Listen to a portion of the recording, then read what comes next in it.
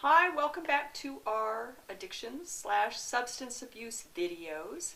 I also recorded a whole bunch of parenting videos at headquarters, so you should be getting some parenting videos, you'll be getting addictions videos, and pretty soon we'll have the compassion power videos coming your way as well. So you can still attend classes even though I'm not there, and hopefully we'll be back together soon. But I did want to, I have the box at work, but I have the cup here because I'm allowed to have this glass thing, this ceramic thing.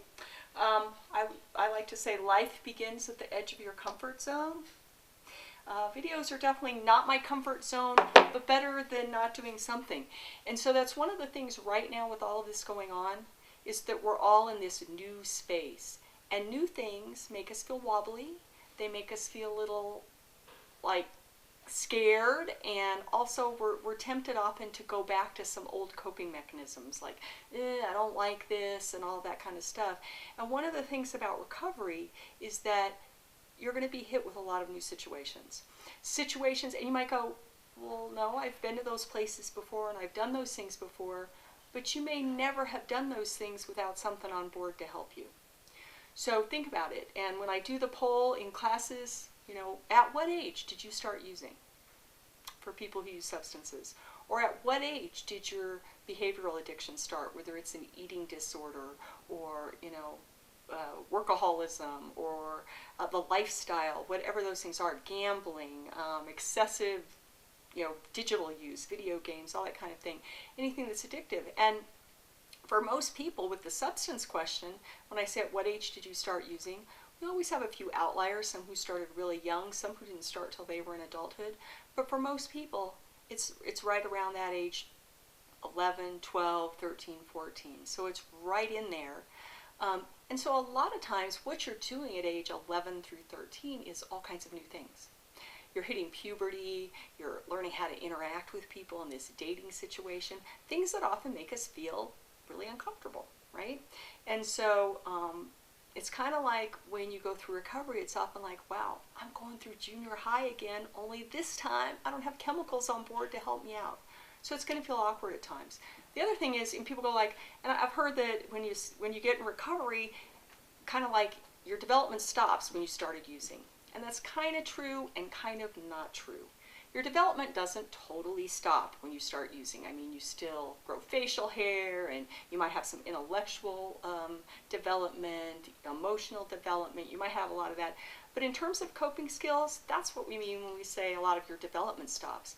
Because when you have an addiction as a coping skill, it tends to become when all you have is a hammer, everything looks like a nail. It becomes the go-to coping mechanism.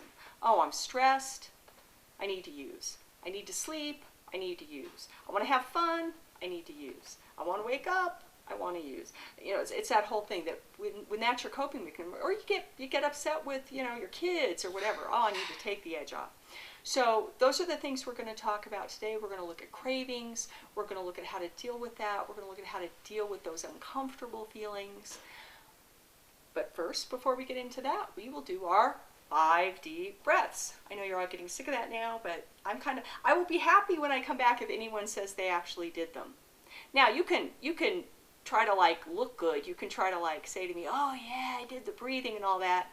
But if you didn't do the breathing, it's not really going to help you at all. So I hope you'll tell me the truth when I come back that, hey, I actually tried the breathing. It's kind of like, that meditation thing. You can say you're meditating, but you don't get the benefits unless you actually meditate. So I would rather you be upfront about it than try to tell me what you think I want to hear to be like a good class member, right? So let's do them together. Come on. I'm closing my eyes. I look foolish. Look foolish with me, okay? Life begins at the edge of our comfort zone. Okay, so nice deep breath in. And out.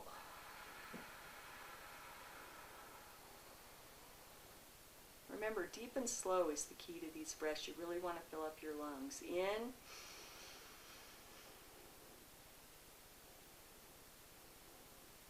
And out.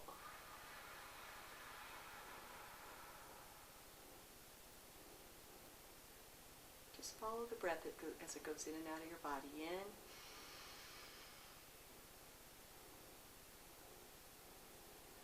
And out.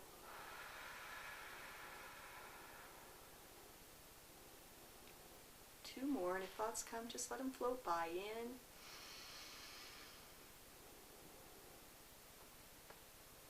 and out.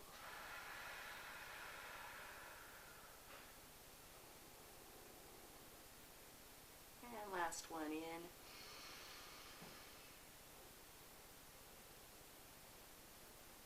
and out. And my quote for today, because sometimes people, but this is just who I am, right?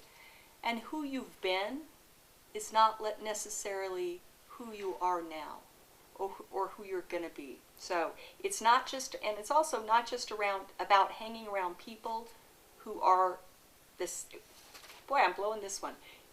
I will read it because this is my own quote. It's not about hanging around people who have the same past as you. It's about hanging around people who have the same future as you. So, again, we've talked about that before, that, show me who you run with and I'll show you who you are. Part of that is just because you feel comfortable with certain things in your life and certain people in your life and you share certain experiences, it doesn't even mean you have to disown those people. There are some people you may not be able to have in your life. There are some people you may not be able to have in your life right now. There's some people you can. But again, it's about changing those patterns and being willing to go through the discomfort of that. So just remember as we're talking about that. So we have been doing the brain, doing how addiction hijacks the brain, and we've talked about that dopamine system, get, seek, seek, seek, seek, never satisfied. Because the dopamine system's just meant to get you something. So it's not satisfied, it can become addictive, you always want more, there's never enough, all of those kinds of things. It tends to be a more selfish part of your brain, it's a more solo part of your brain, all those kinds of things, and you can't hang on to that feeling. Versus your serotonin part, remember, which is the satisfaction, contentment, genuine happiness part of your brain. That part, you can hold on to that. And even in rough times, you can remember something that was deeply satisfying, and it helps get you through. And those are the things that really, when people are on their deathbeds, and with COVID-19 going on, we're thinking about that a lot more. But those are the things that people like, wow, that was genuine happiness, or that was genuine satisfaction. I worked really hard on that. I felt that satisfaction, and that doesn't get taken away from you. It's not the same as, oh yeah, I had that high, this drug got me high, but now the drug's gone. I don't still have that, right? So that's those different parts of the brain. We also talked about that sympathetic part of the brain, which is highly tied into that seeking part and all of that, but that sympathetic part revs you up. That's the part that's the fight, flight, freeze, or fawn part of your brain. That's the part that just says, danger, danger, danger, kill or be killed, and all that kind of stuff. And we overuse this part of our brain in modern culture. We are, overamping things, and we're never really getting to that rest and digest, tend and befriend, feel and heal stage, which is part of the parasympathetic part. So as we're talking about that today, because what we're looking at with this is how to deal with cravings. Now, are cravings natural? Absolutely. What do you crave? You tend to crave things that hit your addictive part of your brain. And there are certain things that do that. So again, really intense experiences will do that sometimes. Definitely substances do that. And so that craving part gets built in. And if your brain's been hijacked to where you've overstimulated that dopamine part, its little neurons have downregulated to protect themselves. Now, the craving sets in to say, we're not feeling the same feeling, get me more, get me more, get me more. But if you get that part of your brain more, it'll just downregulate and you'll need more and more and more and more. And that's that thing of tolerance. So craving is a sign that that dopamine system is just running the show. That hijacked dopamine system. Not the normal dopamine system that says get regular, get food, have sex, have good relationships, achieve some goals, all of that. There's that normal level, but then there's that addiction level, which just can never be satisfied. So in that craving state, now the other thing is people sometimes when I say, well, how long do your craving states last? And they'll say, oh my God, I've been in this cravings thing for like a week. And really, it may feel like it's been a week because what you do is you start connecting all those points in time and you think, I have been craving for an entire week. But when they look at craving under, more controlled conditions, even people who are coming off of cocaine, which I'm sure you guys would agree is a pretty addictive substance, even cocaine addicts coming down, usually that intense craving state doesn't last for more than 45 minutes at a time. Now, you may get a second craving state pretty soon after, but it's like it'll be intense, intense, intense, intense, intense, intense, intense, and then if you let it run its course, it'll start to go down. Now, like I said, it may come up again soon, and that's why you may feel like it's been a continuous craving. Here's the thing, though. How do you deal with a craving? If you try to fight the craving, just battle it. I'm going to, just beat this into submission. So your craving is like, I'm not going to do that. I'm not going to do that. Go away, craving. Go away. I'm going to fight it, fight it, fight it. The more you fight it, the more it will hang on. Because there's this old saying, what you resist persists. Meaning, the more energy you put into fighting it, the harder it will fight back. So with cravings, and this just seems really hard to do a lot of times, the craving thing is actually a letting go response. Now, if you're in a 12-step program, this is where they might say, let go and let God. And we've talked about that before. Let go and let God is not an excuse to do nothing, right? So it's not like, well, I have this court case coming up, and I should probably, write down that stuff my lawyer asked me to do, or find out this or find out that. But I'm just not going to do that because I am in recovery now, and I'm just going to let go and let God. Let God handle it. And remember, even people who are biblical, and remember in this class you can be any religion or no religion at all, but people who are biblical, render unto Caesar what is Caesar's and render unto God what is God's, right? God will take care of God's stuff, whatever power you believe in. We still have to take care of our human stuff. So the old joke, right? A lot of you know this joke. I've told it before. But let's tell it again for the new folks. So, floodwaters start coming in. Rain starts coming, right? And then they get the warnings on the news. There's going to be a flood. Evacuate, evacuate, evacuate. So some of the people in this neighborhood, they're all getting ready, and they say to their neighbor, let's call him Joe, right? They say to Joe, like, hey, Joe, right? They said we got, and Joe could be a girl too, right? J-O or J-O-B. Hey, Joe, they said evacuate, evacuate. You've got to clear out of here. And Joe's like, no, I am a person of faith. I believe in God, and God will save me. I am letting go and letting God.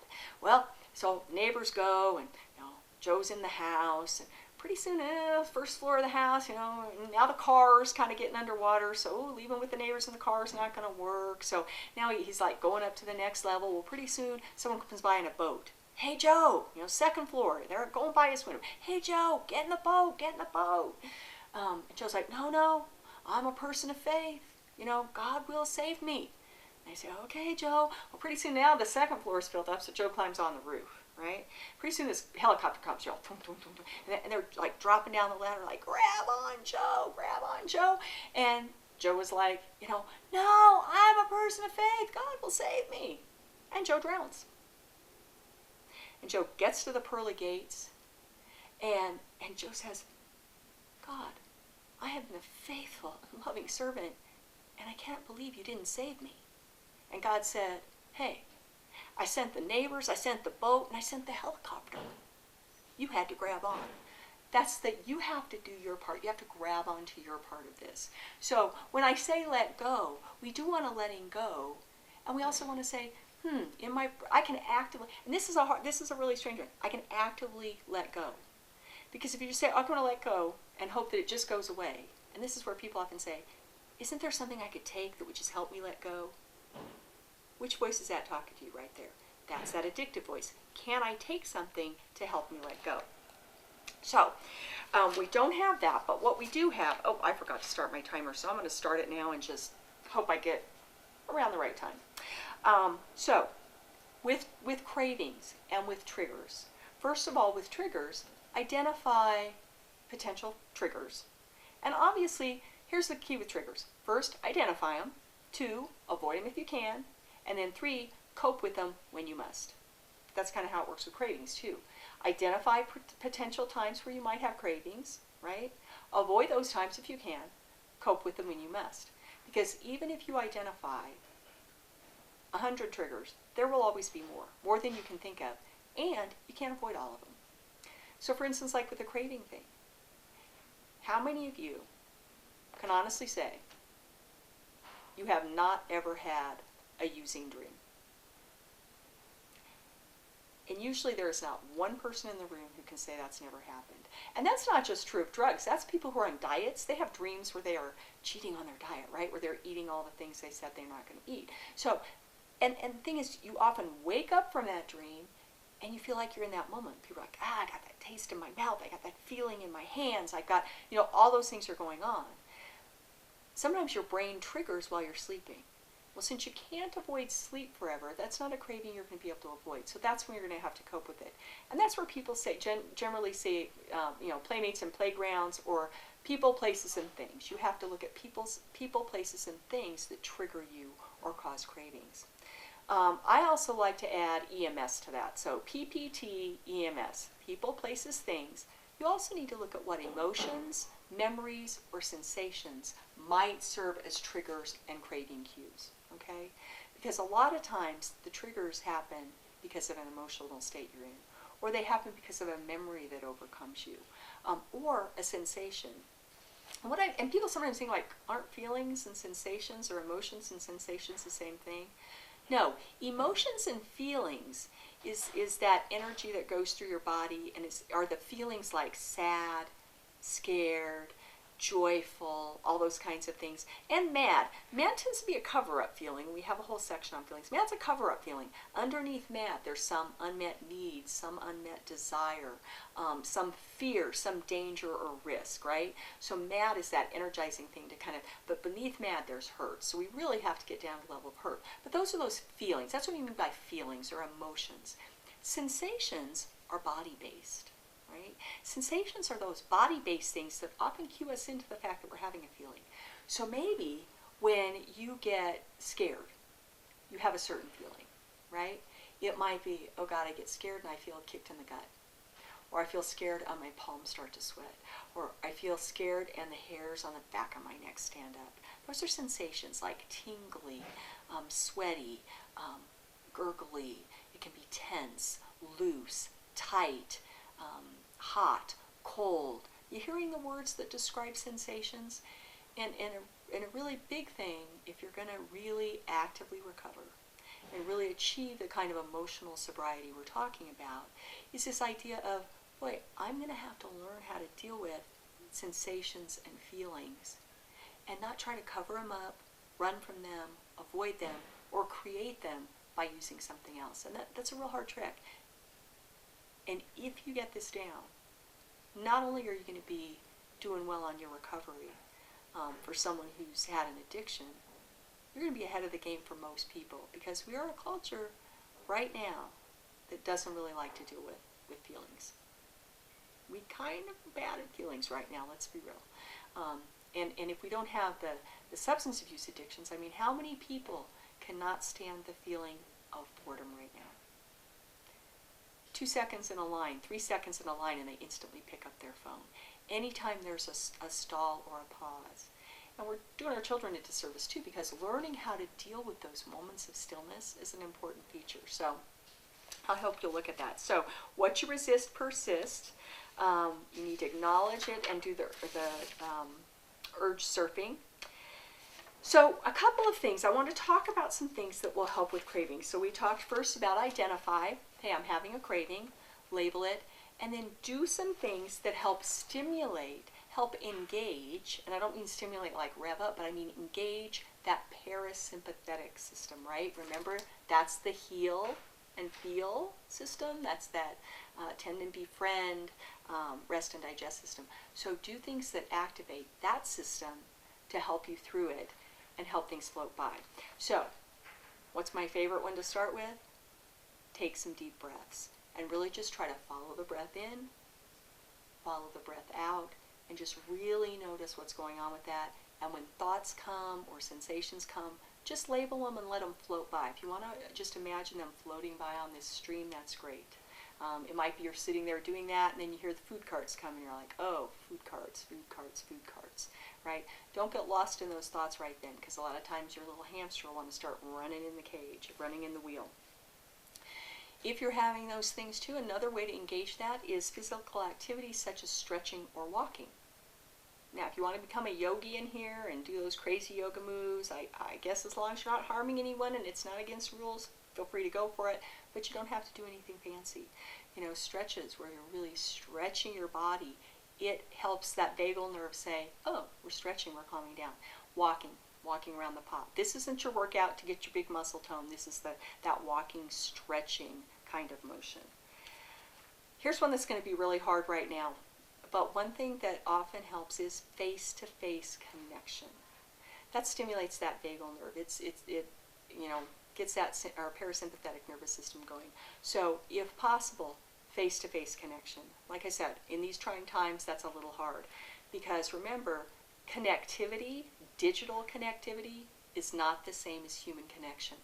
Because when we're in the vicinity of people, our bodies and our brains are picking up on way more than seeing someone on a screen, texting someone, doing Facebook, all those kinds of things. So you're picking up pheromones, and you're picking up chemical messengers, and you're picking up all kinds of micro expressions and all of that. So if you can, have some face-to-face connection. And we talked about that. That is why solitary is so hard on people, because it's that thing of humans are meant to have connection. So we're all dealing with this challenge right now. Here I am talking to you on a digital media, right, as my connectivity, because I can't be in the same room as you. Again, we're only going to use these videos until we can do that classroom again, where we get that energy going between us. Expressive journaling can be helpful at these times. What's the difference between expressive journaling and just writing stuff down? Well, the big difference is sometimes people, they say they're journaling, or they say they're writing about things, but they're just writing about events, or they're just writing about kind of stories. And by stories, I mean like the war stories, right? So I'm writing about events. Oh, today I made videos for the jail. Today I brushed my teeth. Today I, did this or that. And then I might go into a story about, oh, did I ever tell you about the time I? And if a story starts with, oh, did I tell you about the time I? Or let me tell you about the time I. It's probably more a war story than what we're talking about here with expressive journaling. Because expressive journaling really gets into that emotional component. It talks about what's going on with me right here, right now. What am I dealing with? So get some expressive journaling, like, and then craving it. I'm like, oh my God, I'm coming out of my skin. I can't believe it. I'm starting to, it's like the lights. I'm starting to sweat. I'm coming out of my skin. I feel twitchy. Oh my God, my back started hurting. Give yourself some expressive journaling, and then I start telling myself all these things about why I need to do this. So do some expressive journaling, because then you can also do some journaling where you write back to that self. We're going to do a unit on how to change those negative thoughts and how to kill ants, which is Daniel Amen's form of, he calls it killing ants, which are automatic negative thoughts. So we're going to do some cognitive restructuring, changing your thinking in another unit too. Now, something that goes along with expressive journaling, I do have notes because I don't want to get totally, because I have only little segments of time and I'm trying to link them all together. 5, gutsy self-talk. What you need to hear in a way that is fiercely truthful and compassionate. Now, some people will call this a, come to Jesus moment.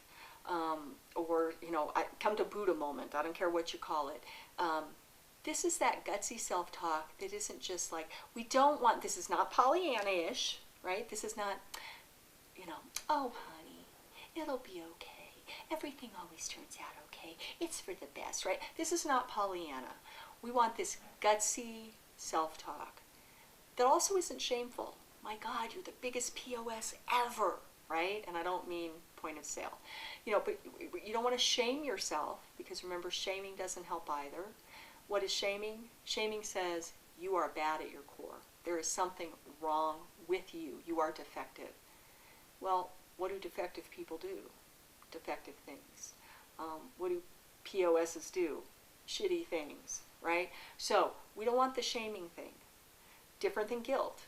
Guilt says, I've done something wrong. Guilt's actually a powerful thing.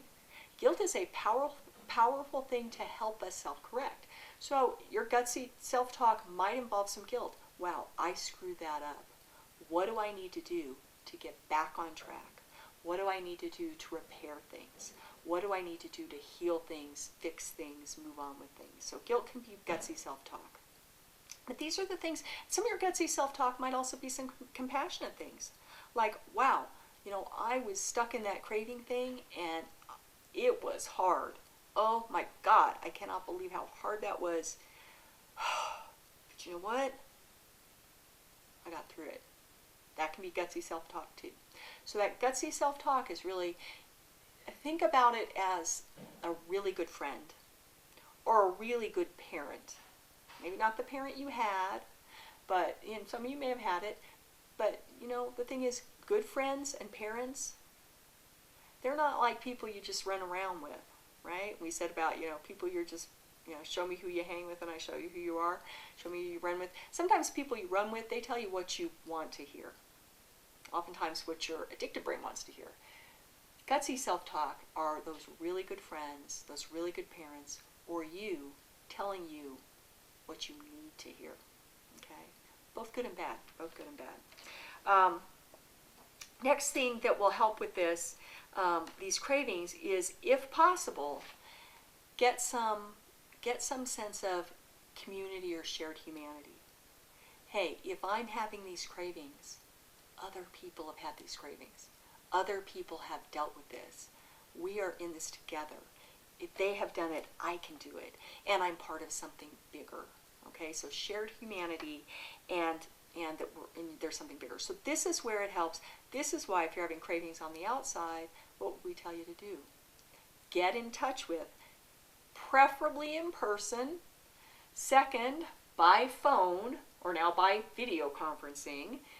Third, then texting, those kinds of things. So we would much prefer a face-to-face or a voice-to-voice or a video thing to just texting or emailing or any of those. But if that's all you got, on the outside, you can do that. But this is where you have that sense of there's some commonalities here. And if I can get with someone who's been through this, I can get stronger through that. And by you doing that with another person, you also help them. It's that interchange that's going to be helpful. So one of the big things, and we've come back to this often when we're talking in groups, one of the biggest risk factors for relapse and getting into cravings is isolation. So if you start to isolate, that's a bad sign. So what should be your first thing if you're feeling like, if the minute you start to say, well, I think I won't tell anyone this, I'll keep it to myself and I'll just fix it on my own and then I'll call my accountability partner, then I'll go to my group, then I'll go to a meeting. You're already down that pathway of relapse. So try to have some sense of community. Again, it's nice when we're there in person because coming to class is part of that community, which says, hey, we're people who are at least in this class, because remember, not everyone's in that class to get sober or to recover. Some people are there to get out of the pod. Some are there to get a certificate for the judge. But a lot of people are there to say, I want to check out if maybe, just maybe, I could figure out a different way to do my life so I don't have to be in the jail, right? I can achieve my goals. So get some people like that, and when we're back together, come to classes, come to my classes, go to Katie's classes, go to your GED classes. I mean, all those kinds of things. Build that community that will give you that honest feedback and share that something bigger. And the something bigger thing is also, that's why, sometimes people resist any kinds of treatment that talks about any spiritual element, but it doesn't have to be just God. If you can be an atheist and have still a sense of you're part of something bigger.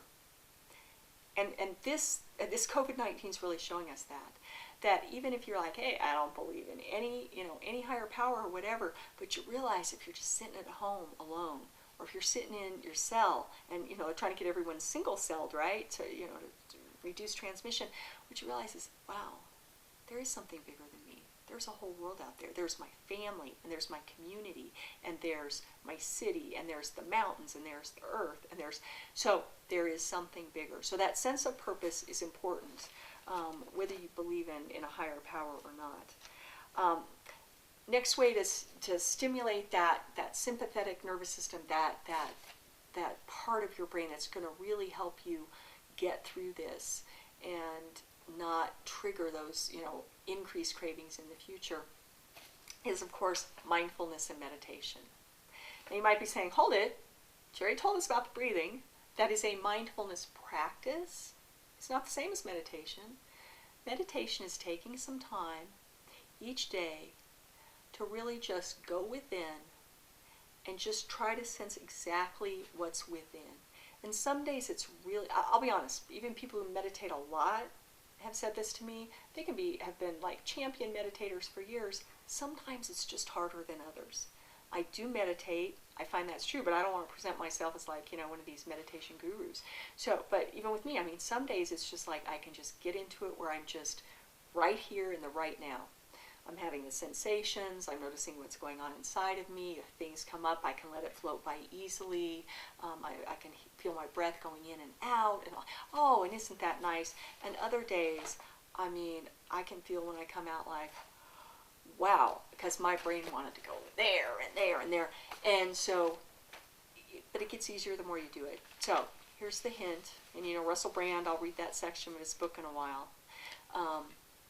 He talks about starting small. So start small. Start small with meditation. If you don't meditate now, do the 5 deep breaths several times a day. If you've gotten that down, try 5 minutes a day, where you really just try to sit there with yourself for 5 minutes a day and just really pay attention to the here and now. Once you've got 5 minutes, try 7. You got 7, try 10. And really the most helpful thing, most of the research on the relaxation and meditation shows if you consistently do it 20 minutes a day for 12 weeks, you develop a cue for that. The cue will say, you start to take that deep breath and your body goes, oh yeah, we know this meditative state, and it will click in. So that will help you. And finally, the last one, I'm looking at my thing since I forgot to start my timer. I think we're still good on time. The last one that we're going to talk about with stoking that parasympathetic, that relaxation part of your body, is to have a generosity of spirit and a stance of openness and willingness. So a generosity of spirit, that doesn't mean I have to give all my soups away, right?